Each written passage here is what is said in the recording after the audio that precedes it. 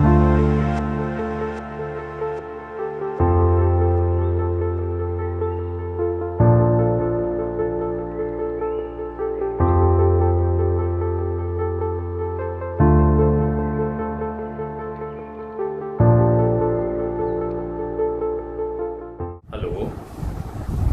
हम लोग बात करते हैं नेशनल इनकम की। नेशनल इनकम, जैसे कि आपको पता है कि नेशनल इनकम की जो न्यूमेरिकल है वो हम लोग यहाँ डिस्कस करेंगे। तो नेशनल इनकम के न्यूमेरिकल डिस्कस करने से पहले एक्चुअली उसकी थ्योरी भी हम लोगों को डिस्कस करनी पड़ेगी। अगर नेशनल इनकम की थ्योरी हम लोग पहले नहीं डिस्कस करेंगे तो नेशनल इनकम की न्यूमेरिकल प्रॉब्लम सॉल्व करना बहुत मुश्किल है। तो इसलिए नेशनल इनकम की पूरी थ्योरी हम लोग यहाँ पर पहले डिस्कस करेंगे। नेशनल इनकम की वैसे तो कई डेफिनेशंस हैं, मार्शल ने भी उसकी डेफिनेशन दी है और जो उसकी लेटेस्ट डेफिनेशन है वो साइमन कुजनेट्स की है। लेकिन उन सारी डेफिनेशंस को मिलाकर एक जो डेफिनेशन बनती है वो कुछ इस तरह से है कि money value of net flow of final goods.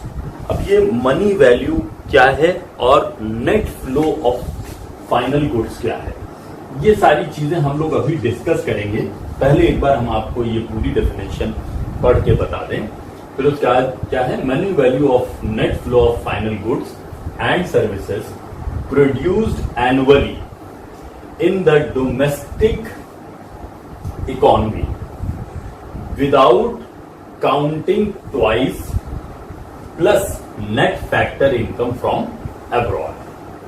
फिर से एक बार देखें, money value of net flow of final goods and services produced annually in the domestic economy without counting twice plus net factor income from abroad. इस definition में कुछ words हमको उनका description करना बहुत जरूरी है। जैसे पहले बात है money value of net flow of final goods and services. Money value यानी किसी चीज की मौद्रिक मूल्य क्या है, यानी अगर 1 किलो गेहूं उत्पादित हुआ है तो एक तो यह है कि साहब 1 किलो गेहूं उत्पादित हुआ, लेकिन बात 1 किलो गेहूं उत्पादन की नहीं है। बात यह है उस 1 किलो गेहूं के उत्पादन का बाजार मूल्य या मौद्रिक मूल्य क्या है।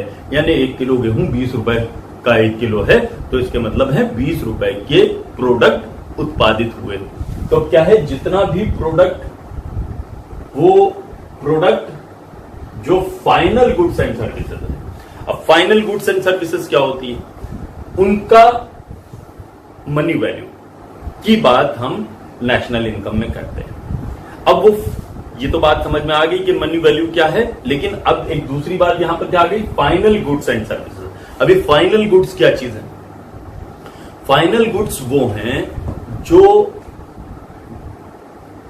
एंड कंज्यूमर है उसके पास आते हैं कंजम्पशन के लिए। एंड कंज्यूमर क्या है, एंड कंज्यूमर है जो कंज्यूमर है जो चीजों को कंज्यूम करता है फाइनली। अब देखिए ऐसा है कि कई प्रोडक्ट ऐसे होते हैं जिनके अलग अलग कई बार कंजम्पशन होता है और फिर उसके बाद में किसी चीज का प्रोडक्शन हुआ तो उसका कोई और कंजम्पशन है, फिर जो कंजम्पशन होने के बाद जो प्रोडक्ट बना फिर उसका कोई और कंज्यूमर है, फिर उसके बाद में कोई और प्रोडक्ट बना फिर उसका कोई और कंज्यूमर है। फॉर एग्जाम्पल ये है कि शुगर केन, मान लीजिए गन्ना उत्पादित हुआ और गन्ना किसी किसान ने, मिस्टर ए ने प्रोड्यूस किया। ये गन्ना कितने का उत्पादित हुआ, ये गन्ना उत्पादित हुआ मान लीजिए 1000 रुपए का, और इन्होंने इस 1000 रुपए के गन्ने को सेल कर दिया। अब इन्होंने इसे बेच दिया। इसको किसने खरीदा, इसको खरीदा शुगर फैक्ट्री ने। अब शुगर फैक्ट्री ने जो इस गन्ने को खरीदा तो अब उस शुगर फैक्ट्री जो है वो हुई शुगर केन का कंज्यूमर, लेकिन ये फाइनल कंज्यूमर नहीं है, यानी फाइनल गुड नहीं है, ये फाइनली ये कंज्यूम नहीं करेगा। ये क्या करेगा कि शुगर केन से शुगर तो बना देगा लेकिन ये कंज्यूमर हुआ किसका, शुगर केन का, लेकिन फिर ये शुगर बनाकर फिर इसे वापस बेचेगा मार्केट में, तो ये फाइनल कंज्यूमर नहीं हुआ, और ना ही इसने जो प्रोडक्ट लिया है वो फाइनल प्रोडक्ट था। ये जो है ये किसान का जो फाइनल प्रोडक्ट था, लेकिन इसका ये प्राइमरी प्रोडक्ट है। फिर इसका फाइनल प्रोडक्ट क्या आया, ये शुगर आया। अब ये शुगर भी कोई जरूरी नहीं है कि शक्कर सीधे सीधे कंज्यूम कर ली जाए। अब ये शक्कर जो है ये यहां से इसने बेची और इसके बाद में यहां से ली होलसेलर ने उसको आगे बेचा। ठीक है, तो अब क्या हुआ, 1,000 रुपए का गन्ना खरीदा इसने और इसने उससे 2,000 रुपए की शुगर बना दी। अब शुगर उसने इसको 2,000 रुपए की बेची, इस होलसेलर ने इसको 2,500 रुपए में आगे रिटेलर को बेच दिया। रिटेलर ने इसको 3,000 रुपए में फाइनल कंज्यूमर को बेचा। तो अब क्या हुआ कि 1,000 रुपए का ये शुगर केन हुआ, 2,000 रुपए की ये शुगर हुई, 2,000 से ये 2,500 में होलसेलर ने खरीदी और होलसेलर से ये 3,000 रुपए में रिटेलर तक होती हुई और फिर उसके बाद में कंज्यूमर तक पहुंची। तो अब क्या हुआ, यहां पर शुगर केन जो बनाया वो किसान ने बनाया। अब उसका कंज्यूमर कौन था, शुगर फैक्ट्री। शुगर फैक्ट्री ने क्या बनाई, शक्कर। शक्कर का कंज्यूमर कौन हुआ, वो पहले होलसेलर हुआ, फिर रिटेलर हुआ, फिर उसके बाद में फाइनली वो हमारे पास आया। तो अब कहने का मतलब यह है कि जब यहां बात आ रही है फाइनल प्रोडक्ट की, तो फाइनल प्रोडक्ट क्या है, शुगर केन नहीं है फाइनल प्रोडक्ट, बल्कि वो शुगर है जो कंज्यूमर के पास पहुंच रही है। तो अब मनी वैल्यू किसकी ली जाएगी, उस फाइनल प्रोडक्ट की ली जाएगी जो यहां कंज्यूमर के पास पहुंच रहा है, यानी 3,000 रुपए की शुगर जो फाइनली पहुंची है कंज्यूमर के पास, हम उसको लेंगे, वो हुई हमारा फाइनल प्रोडक्ट। तो पहली बात तो जो पहला सेंटेंस था इस डेफिनेशन का वो क्लियर हुआ कि क्या है कि जो मनी वैल्यू है, money value of final goods and services जो है वो नेशनल इनकम कैलकुलेट करने में जुड़ जाएगी। Services produced annually. अब क्या दूसरी बात क्या आई नेशनल इनकम के लिए, नेशनल इनकम जो कैलकुलेट होगी वो एनुअली कैलकुलेट होगी, यानी वो मंथली कैलकुलेट नहीं होगी, वो डेली कैलकुलेट नहीं होगी, यानी ये सारी चीजें नहीं होंगी। क्या होंगी, एनुअली कैलकुलेट होगी। क्या है, money value of flow of final goods and services produced annually in the domestic economy. अब डोमेस्टिक इकोनॉमी क्या है, डोमेस्टिक इकोनॉमी से क्या मतलब है, डोमेस्टिक इकोनॉमी से मतलब है कि हमारे देश के अंदर जो भी चीजें प्रोड्यूस हो रही हैं उनकी बात हम नेशनल इनकम में करेंगे। मसलन जैसे ये इंडिया का नक्शा है और ये इंडिया का नक्शा है साहब, और ये इंडिया की जो नक्शा है इन बाउंड्रीज में, यानी यहाँ कश्मीर से लेकर गुजरात से लेकर और मालूम पीछे जो है नॉर्थ ईस्ट से लेकर और इधर केरला तक, ये जो हमारी बाउंड्रीज हैं, इनमें जितना भी प्रोडक्शन हो रहा है, इन सीमाओं में जितना भी प्रोडक्शन हुआ है, एनुअली इनकी जो मनी वैल्यू है उसको जो है वो जोड़ा जाएगा किसके साथ, विदाउट काउंटिंग ट्वाइस। अब विदाउट काउंटिंग ट्वाइस से क्या मतलब, जैसे अभी हमने आपको बताया कि शुगर केन कितने का उत्पादित हुआ, 1,000 का, इससे शुगर उत्पादित हुई कितने की, 2,000 की। तो अब मान लीजिए हमारा जो प्रोडक्ट हुआ वो फाइनल कितने का हुआ, अब ये क्या हम कहेंगे 1,000 का गन्ना उत्पादित हुआ, 2,000 की शक्कर उत्पादित हुई, 3,000 का प्रोडक्शन हुआ। क्या 1,000 प्लस 2,000 इज इक्वल टू 3,000 का प्रोडक्शन हुआ? नहीं, प्रोडक्शन 3,000 का नहीं हुआ। प्रोडक्शन सिर्फ जो फाइनल प्रोडक्ट आया है हम उसकी बात करेंगे, यानी 2,000 रुपए का प्रोडक्शन हुआ है, इसकी बात करेंगे। 1,000 रुपए इस 2,000 रुपए में पहले से ऑलरेडी इंक्लूडेड है। तो अब क्या बात आ गई कि साहब money value of net flow of final goods and services produced annually in the domestic economy without counting twice. अब क्या हुआ कि इन सीमाओं के अंदर जो भी प्रोडक्शन हो रहा है एक साल में बिना दोहरी गणना के, उसकी जो मनी वैल्यू होगी, मॉनेटरी वैल्यू होगी, वो सारी डोमेस्टिक इनकम होगी। अब हमें पता क्या करना है, नेशनल इनकम। तो अब डोमेस्टिक इनकम तो हो गई जो देश में उत्पादित वस्तुएं हो गई, और अगर हमें नेशनल इनकम पता करना है तो क्या हो जाएगा, plus net factor income from abroad, यानी विदेशों से प्राप्त आय। अब ये विदेशों से प्राप्त आय कैसी हो सकती है, ये ऐसी हो सकती है इसे हम कहते हैं एक्सपोर्ट माइनस इंपोर्ट्स। अब क्या है कि मान लीजिए हमने 10,000 रुपए का गेहूं बाहर भेजा और 5,000 रुपए के कपड़े बाहर से खरीदे, तो बेचा 10,000 का, मंगाया 5,000 का, तो 5,000 रुपए हमने जो 10,000 का बेचा था, हमको वहां से मिले 10,000 और हमने वहां से सामान खरीद लिया 5,000 का, तो 5,000 रुपए हमारे पास एक्स्ट्रा बचे। तो वो जो 5,000 रुपए बचे वो है net factor income from abroad.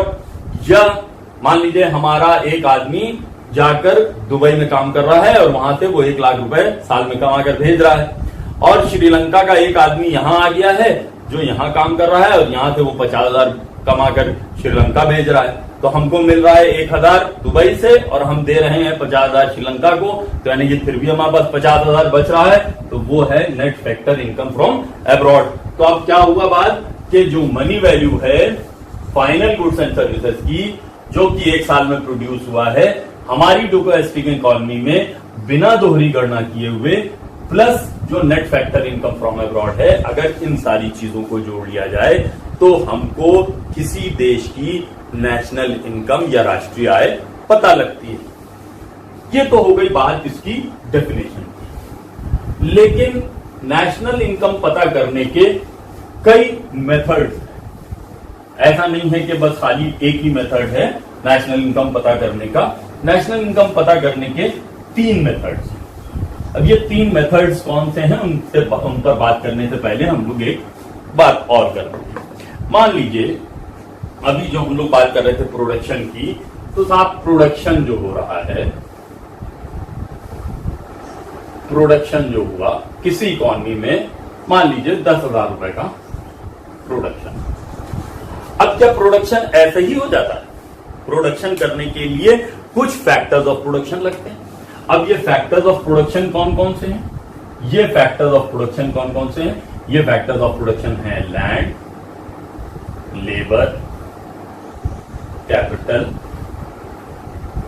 और एंटरप्रेन्योर। ठीक, अब ये फैक्टर क्या है? ये प्रोडक्शन के कौन से हैं? ये फैक्टर्स ऑफ प्रोडक्शन।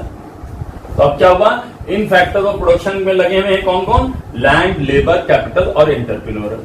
अब अगर ये 10,000 रुपए का प्रोडक्शन हुआ है, तो 10,000 रुपए का जो माल बिका, माल बेचने के बाद जो 10,000 रुपए आए, तो वो 10,000 रुपए किन में बटेंगे? वो 10,000 रुपए इन फैक्टर्स ऑफ प्रोडक्शन में बटेंगे, यानी लैंड, लेबर, कैपिटल और एंटरप्रेन्योर में बटेंगे। अब मान लीजिए लैंड को जो मिलेगा वो क्या होगा? लैंड को मिलेगा रेंट, लैंड को मिला रेंट। लेबर को क्या मिला? Wages and salaries. कैपिटल को क्या मिला? इंटरेस्ट। और एंटरप्रेन्योर को क्या मिला? प्रॉफिट या लॉस, जो भी हो ये इसको मिला। तो अब क्या हुआ कि जितने का प्रोडक्शन हुआ है, 10,000 रुपए का प्रोडक्शन हुआ है, तो 10,000 रुपए के बराबर ही फैक्टर्स ऑफ प्रोडक्शन की इनकम होगी। फॉर एग्जाम्पल मान लीजिए 2,000 रुपए रेंट के तौर पर बांट दिए गए, 2,000 रुपए रेंट मिल गया इनको, 2,000 रुपए वेजेस एंड सैलरीज मिल गई इनको, 2,000 रुपए इंटरेस्ट मिल गया इनको, बाकी क्या बचा? प्रॉफिट। अब प्रॉफिट जो बचा वो कितने का है? 4,000 रुपए का। तो इसका टोटल भी कितना आ गया? 10,000 रुपए इसका भी टोटल आ गया। तो कहने का मतलब क्या हुआ? जितने का प्रोडक्शन होगा उतने के ही बराबर ये फैक्टर्स ऑफ प्रोडक्शन जो हैं इनकी इनकम होगी। तो यानी कि जितने का प्रोडक्शन होगा उतने के ही बराबर इनकम हो जाएगी। और इनकम कितने की हो गई? इनकम भी 10,000 रुपए की हो गई। यानी जितने का प्रोडक्शन हुआ उतने के बराबर इनकम हो गई। अब दूसरी बात क्या आती है? क्या ये इनकम हमेशा इनके पास रहेगी? नहीं। क्यों? क्योंकि जिसको रेंट मिला है 2,000 रुपए वो भी उसे खर्च करेगा, जिसको वेजेस सैलरी मिली वो भी खर्च करेगा, इंटरेस्ट मिला वो भी खर्च करेगा, और जिसको प्रॉफिट मिला है वो भी खर्च करेगा। खर्च हो सकता है कि वो सारा कंजम्पशन पर करे या उसमें से कुछ कंजम्पशन पर करे और कुछ सेविंग कर ले, जो सेविंग बाद में इन्वेस्टमेंट पर चली जाएगी। चाहे वो सेविंग बैंक में जमा कर दे तो बैंक उसे आगे लोन कर देगा, या किसी फाइनेंशियल मार्केट में लगा दे तो भी वो मार्केट में आ जाएगी घूमकर, यानी जितना भी पैसा उसने कमाया है वो उसके पास कम रहेगा, बाकी सारे के सारा पैसा वापस मार्केट में आ जाएगा। तो अब क्या हुआ, जितने के बराबर इनकम हुई वो इनकम कंजम्पशन गुड्स पर चाहे खर्च हो, गुड्स पर, मान लीजिए इसमें से 8,000 रुपए जो है वो कंजम्पशन गुड्स पर खर्च हो गई, प्लस 2,000 रुपए सेविंग कर ली इन लोगों ने। ये सेविंग फिर इन्वेस्टमेंट हो गई, यानी इन्होंने जहां जमा किया था वो वहां से इन्वेस्ट हो गया, और ये इन्वेस्टमेंट भी फिर मार्केट में 2,000 रुपए का मार्केट में आ गया। यानी ये कंजम्पशन गुड्स पर खर्च होकर आया और ये इन्वेस्टमेंट गुड्स पर खर्च होकर बाहर आ गया।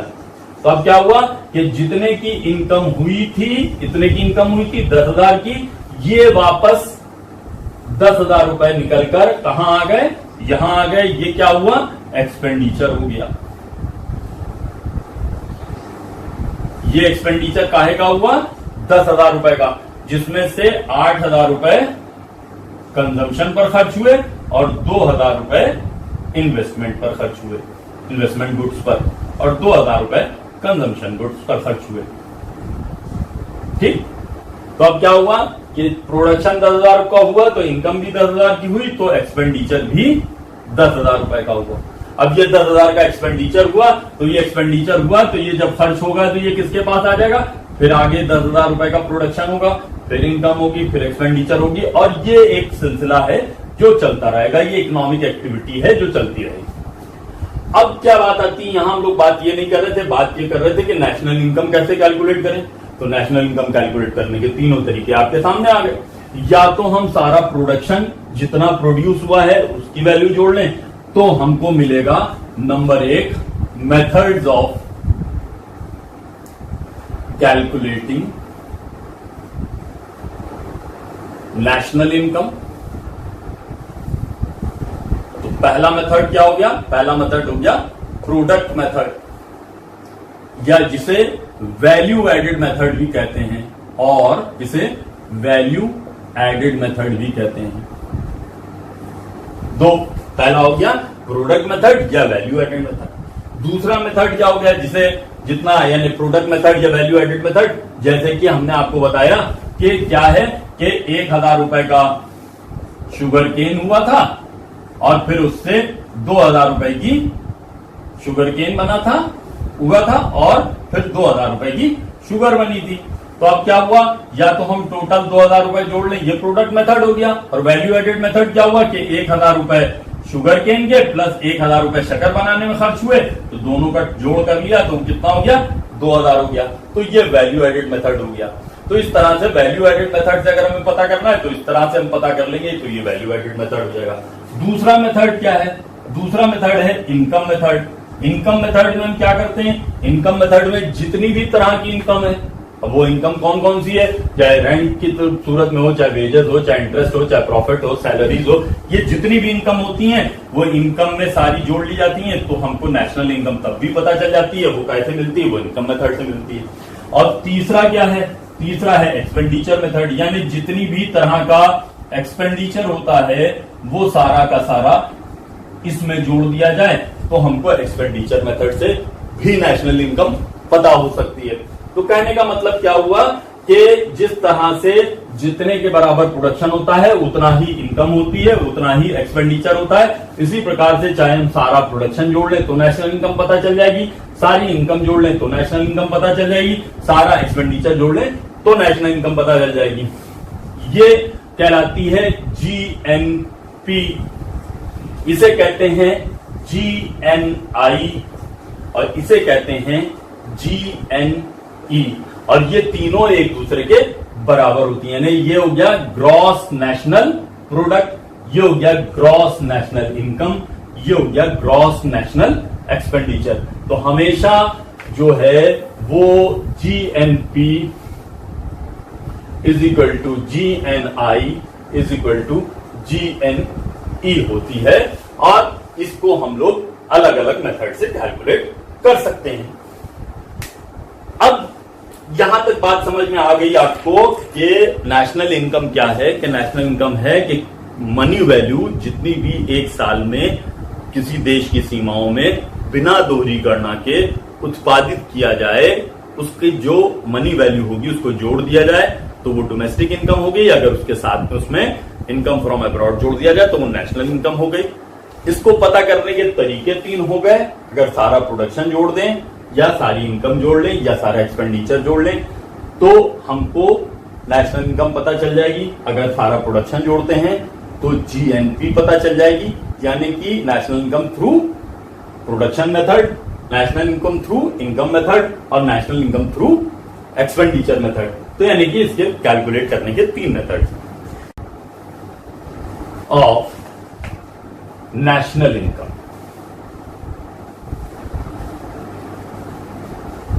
ये कंसेप्ट बहुत आसान है। सिर्फ तीन कंसेप्ट के बारे में हम लोग बात करेंगे। एक पहला कंसेप्ट है जीएनपी एंड जीडीपी। दूसरा कंसेप्ट है,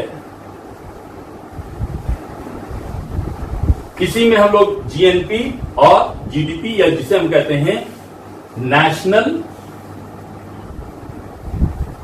एंड डोमेस्टिक, ये पहला कंसेप्ट है नेशनल एंड डोमेस्टिक। पहले हम लोग इसी की बात कर लें, फिर हम लोग दूसरे कंसेप्ट का। नेशनल एंड डोमेस्टिक, जैसे कि हमने आपको बताया डोमेस्टिक इनकम क्या है और नेशनल इनकम क्या है। ये है जीएनपी, कहते हैं ग्रॉस नेशनल प्रोडक्ट। जीडीपी कहते हैं ग्रॉस डोमेस्टिक प्रोडक्ट। अब ये है नेशनल प्रोडक्ट, यहां देखिए आप, और ये है डोमेस्टिक प्रोडक्ट। तो नेशनल और डोमेस्टिक में क्या फर्क है? डोमेस्टिक, जैसे कि हमने आपको बताया, डोमेस्टिक है कि हमारी जो देश की सीमाएं हैं उन देश की सीमाओं के अंदर जो भी प्रोडक्शन हो रहा है। अगर हम लोग भारत की बात करें तो हम ये कहेंगे कि साहब जम्मू एंड कश्मीर से लेके और केरला तक और इधर गुजरात से लेकर और उधर आसाम और मणिपुर तक जो हमारा बीच का जो पूरा एरिया है, इन पूरी हमारी जो सीमाएं हैं देश की, इनके अंदर जितना भी प्रोडक्शन होगा एक साल में बिना दोहरी गणना के, उसकी जो मॉनेटरी वैल्यू होगी वो हमारी ग्रॉस डोमेस्टिक प्रोडक्ट। तो अब अगर हमको ग्रॉस डोमेस्टिक प्रोडक्ट ये हो गई तो नेशनल प्रोडक्ट क्या होगी? नेशनल प्रोडक्ट होगी कि ये ग्रॉस डोमेस्टिक प्रोडक्ट प्लस इसके अलावा जो हमें विदेशों से आय प्राप्त हो रही है, चाहे वो हम एक्सपोर्ट, ज्यादा एक्सपोर्ट करके जो हम प्राप्त कर रहे हो या हम सर्विसेज का एक्सपोर्ट करने के बाद जो हम प्राप्त कर रहे हो, उनको हम कहते हैं कि हमारी विदेशों से प्राप्त आय। तो अब विदेशों से प्राप्त आय या जिसे हम कहते हैं net income from abroad, net income from abroad होती है एक्सपोर्ट माइनस इंपोर्ट्स। अब ये एक्सपोर्ट माइनस इंपोर्ट्स क्या है? फॉर एग्जाम्पल मान लीजिए कि हमने एक्सपोर्ट किया 5,000 का और इंपोर्ट किया 3,000 का, तो हमारी नेट इनकम फ्रॉम अब्रॉड कितनी हो गई? 2,000। तो अब अगर हमको जीएनपी पता करना है और हमारा जो जीडीपी है वो हुआ है मान लीजिए 10,000 का, यानी हमारा डोमेस्टिक प्रोडक्शन कितने का हुआ? 10,000 का। तो जीएनपी पता करना है तो GDP plus net income from abroad is equal to GDP है 10,000 प्लस 2,000 का नेट इनकम हुई 5,000 माइनस 3,000 इज इक्वल टू 2,000। तो अब ये कितना हो गया? 12,000। अब ये कहलाया हमारा क्या? ये कहलाता है जीएनपी अगर जीडीपी में हम 2,000 रुपए का नेट इनकम फ्रॉम अब्रॉड जोड़ दें। और इसका उल्टा भी हो जाएगा, यानी अगर हमको जीडीपी पता करनी हो, जीडीपी पता करनी हो और जीएनपी दी हुई है, तो GNP minus net income from abroad हो गया। तो अब जीएनपी कितने की आई है? 12,000 minus net income from abroad कितने का? 2,000 का, इज इक्वल टू जीडीपी हो गई 10,000 का। सिंपल। तो अब जब भी बात नेशनल और डोमेस्टिक की होगी, चाहे वो जीएनपी की बात हो और चाहे एनएनपी की बात हो, चाहे जीडीपी की बात हो या एनडीपी की बात हो, यानी जहां बात नेशनल और डोमेस्टिक की होगी वहां हमको नेशनल और डोमेस्टिक में फर्क किसका होगा? नेशनल और डोमेस्टिक में फर्क होगा हमेशा नेट इनकम फ्रॉम एब्रॉड का। यानी नेशनल और डोमेस्टिक में हमेशा जो फर्क है वो काहे का है? नेशनल और डोमेस्टिक में फर्क है नेट इनकम फ्रॉम एब्रॉड। ये हो गया हमारा पहला कंसेप्ट। दूसरे कंसेप्ट पर हम आते हैं। दूसरा कंसेप्ट क्या होता है? दूसरा कंसेप्ट है ग्रॉस और नेट का। Gross and net. अब ये ग्रॉस एंड नेट क्या है? ग्रॉस यानी चाहे वो जीएनपी हो, ये ग्रॉस नेशनल प्रोडक्ट है, और चाहे जीडीपी हो, ये ग्रॉस डोमेस्टिक प्रोडक्ट है। अब इन दोनों और एनएनपी जिसे हम कहते हैं net national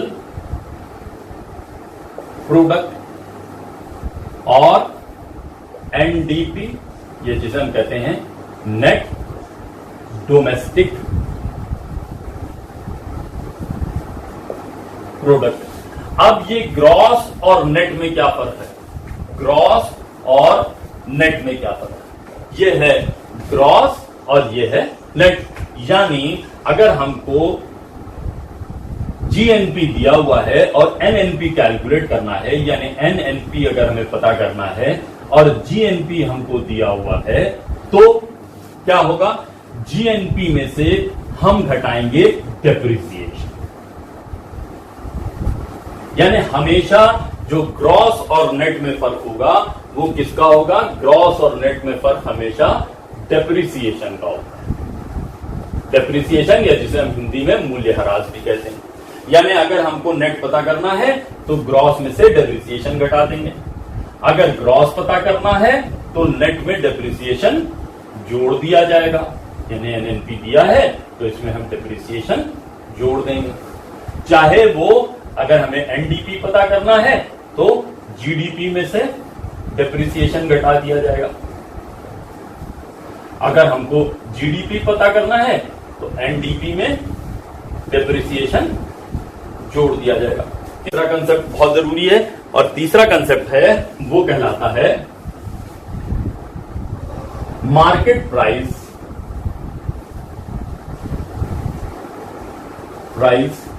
and factor cost. Market price और फैक्टर कॉस्ट का कंसेप्ट। अब ये मार्केट प्राइस और फैक्टर कॉस्ट क्या होता है? मार्केट प्राइस किसे कहते हैं और फैक्टर कॉस्ट किसे कहते हैं? मार्केट प्राइस वो है जिस प्राइस पर मार्केट में कोई वस्तु बिक रही है, और फैक्टर कॉस्ट क्या है कि जो कॉस्ट उसकी पहले से तय कर दी गई है, कॉस्टिंग उसकी तय हो गई। तो अब बात यह आती है कि साहब कॉस्टिंग तो हमने तय कर दी, और ये जो है कॉस्टिंग, अब यहां पर एक यार चीज का ध्यान दीजिएगा कि आपके दिमाग में ये तो नहीं आ रहा है कि मार्केट प्राइस और फैक्टर कॉस्ट में जो फर्क होता है वो प्रॉफिट का होता है। नहीं, मार्केट प्राइस और फैक्टर कॉस्ट में फर्क प्रॉफिट का नहीं होता कि फैक्ट्री की लागत और मार्केट में जो बिक रहा है उसके बीच का डिफरेंस जो है वो प्रॉफिट है। नहीं नहीं नहीं, ऐसा नहीं है। इकोनॉमिक्स में ऐसी बात नहीं होती। क्या होता है आपको मालूम होगा कि जब भी हम कॉस्टिंग कैलकुलेट करते हैं तो उसमें नॉर्मल प्रॉफिट जुड़ा हुआ होता है, और जब मार्केट में कोई चीज बिकने आती है जब फैक्ट्री से, तो यानी पहले से फैक्ट्री में तय कर दिया जाता है कि ये इतने की बिकेगी, इसकी कॉस्टिंग ये है। उस कॉस्ट में ऑलरेडी प्रॉफिट और सारे डीलर्स का प्रॉफिट और होलसेलर का प्रॉफिट और रिटेलर का प्रॉफिट सब जुड़ा हुआ है पहले से। तो अब क्या बात आई कि जो मार्केट में जो बिकेगा और जो फैक्ट्री की प्राइस है, इनके बीच के डिफरेंस क्या हुआ? इनके बीच के डिफरेंस होता है जो इनडायरेक्ट टैक्सेस होती हैं, जो विभिन्न प्रकार की गवर्नमेंट बॉडीज जो टैक्सेस लगाती हैं, चाहे वो सेंट्रल गवर्नमेंट लगाए, चाहे स्टेट गवर्नमेंट लगाए, चाहे वो लोकल गवर्नमेंट लगाए, जो वो टैक्सेस लगाती है, वो टैक्स अगर फैक्ट्री कॉस्ट में जोड़ दिया जाए यानी फैक्टर कॉस्ट में जोड़ दिया जाए तो हमें मार्केट प्राइस पता लग जाती है। तो यानी कि जो मार्केट प्राइस है फैक्टर कॉस्ट में जो डिफरेंस होता है वो डिफरेंस होता है नेट इनडायरेक्ट टैक्सेस का। यहां बात हमने इनडायरेक्ट टैक्सेस की थी, लेकिन हमने लिखा है नेट इनडायरेक्ट टैक्सेस। तो ये नेट इनडायरेक्ट टैक्सेस क्या होते हैं? यानी इनडायरेक्ट टैक्सेस के अलावा भी कुछ चीजें होती हैं।